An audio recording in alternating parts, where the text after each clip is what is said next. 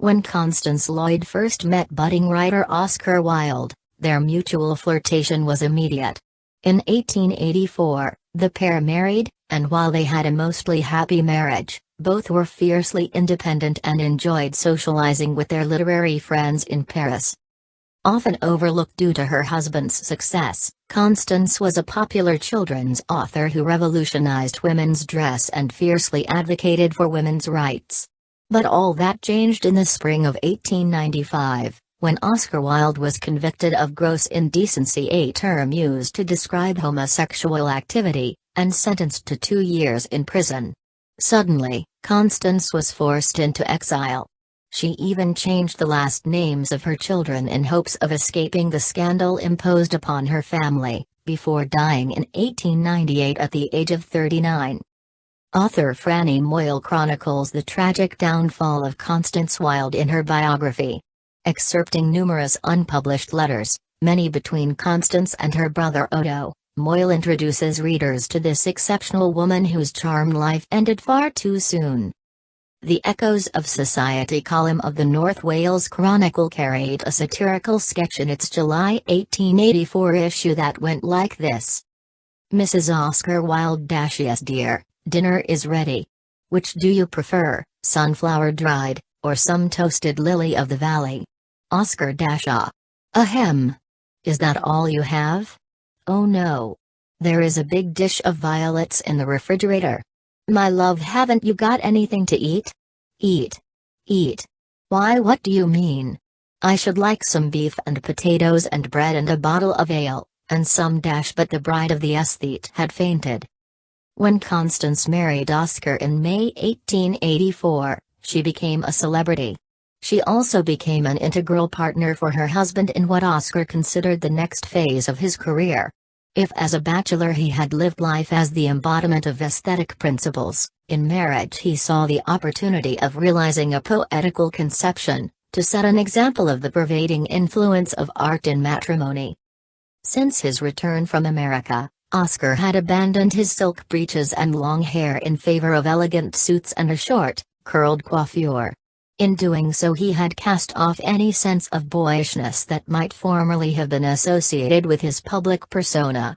Marriage allowed him to develop this more mature character further in the public imagination. Instinctively Oscar understood the key to maintaining the interest of one's public is to offer them change.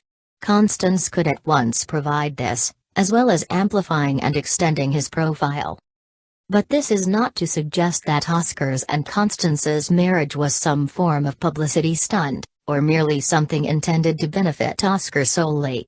It was a happy coincidence that allowed him his new ambition to explore how aestheticism, and the liberal thinking that attached itself to this artistic movement, might apply in marriage.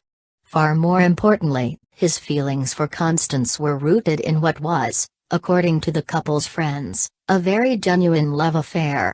Ada Leverson, one such friend, noted that when he first married, he was quite madly in love, and showed himself an unusually devoted husband.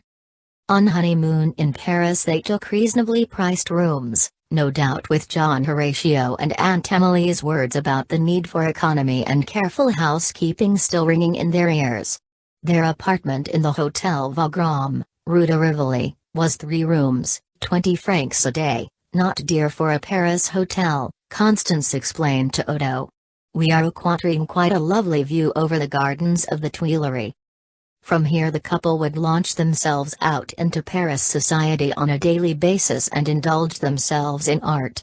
They visited the annual Paris Salon to see the work by Oscar's friends that was on display. Whistler was showing Harmony in grey and green, Miss Cicely Alexander, as well as arrangement in grey and black, No. 2. Thomas Carlyle, and the sculptor John Donahue a bas-relief of a nude boy playing the harp.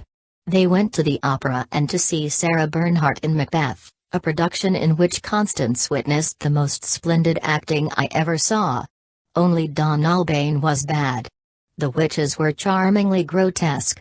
The Macbeth very good, Sarah of course superb, she simply stormed the part. They held dinner parties and attended dinner, luncheon and breakfast parties by return. Constance met an array of new artistic people, among them the American artist John Singer Sargent. Then there was the French novelist Paul Bourget, the sculptor Donahue, whom Oscar had befriended in America, and the writer Robert Sherard. The evening before he married, Oscar had had dinner with some of his closest married female friends, the painter Louise Jopling and the wife of his lawyer, George Lewis. They gave him advice on how a young husband should treat his wife. If they told him he should be romantic, full of grand gesture and spoil his new life companion, then he followed their advice to the letter. Oscar was enormously extravagant towards Constance. If he ventured out with his Parisian friends while Constance remained behind to write letters, the minute he left her, Oscar would send bouquets of flowers back to their rooms and shower love gifts on her the moment he returned. He played the role of lover extremely well, and not just for Constance's benefit. Robert Sherard found himself strolling along the Parisian streets with an Oscar full of nuptial joys and attempting to reveal in detail the delights of sleeping with his wife, details that Sherard squeamishly asked Oscar to desist from divulging. But in spite of these grand gestures, even on his honeymoon Oscar displayed a characteristic that over the years of marriage to come would prove a thorn in Constance's side.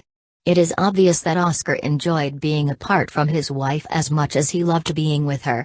He would disappear, and she would be left alone to her own devices. Oscar was attracted by danger. He loved experiencing low life and would seek out notorious street haunts, where he would immerse himself in another world. Even on his honeymoon Oscar and Robert Sherard ventured out to some of the low-life bars in Paris, such as the Chateau Rouge, a notorious criminal haunt, above which was Paris's Salle des Morts. This was a room in which the city's beggars and orphans, dropouts and cutthroats spent the night, a room full of ragged men who looked, in slumber, more like corpses than human beings, and upon whom Oscar gazed in horror and wonder. Within a few months of their marriage Constance and Oscar would begin to talk about matrimony in unusual terms, consciously modern in their approach to their new status. Adrienne Hope recalled one dinner party with them in which Constance said she thought it should be free to either party to go off at the expiration of the first year. Oscar subsequently offered the proposal that marriage should be a contract for 7 years, renewable as either party sees fit at the end of that duration. It's intriguing to speculate whether these expressions on both sides promoting some form of trial period in wedlock, or some notion that marriage need not be eternally binding, indicates that the marriage suffered some teething troubles. What is sure is that Oscar and Constance, like so many other Victorians, barely knew each other when they married. They had met many times, but nearly always in public situations. And Oscar had spent much of their 6-month engagement away on his lecture tour. It seems likely, given the many accounts of a genuine love affair between the two of them early on, that they simply suffered a kind of shock reaction to the adjustments each had to make to accommodate life with the other. Oscar must have been surprised to find, beneath the delicate exterior of his violet-eyed Artemis, a rather steely resolve and something of a short temper. Later in life, after Arthur Pinero had written his stage hit The Second Mrs. Tanqueray, Oscar's nickname for Constance would be Mrs. Cantankerous. Constance, on the other hand, had to accommodate Oscar's ego, his tendency to leave her alone and his utter uselessness with money. In spite of this, the public profile that they presented was immediately, and for the next few years, fixed as one of utter union and single-minded purpose. If Oscar had an idea that there could be such a thing as an artistic marriage, then Constance was ready and prepared to explore it with him.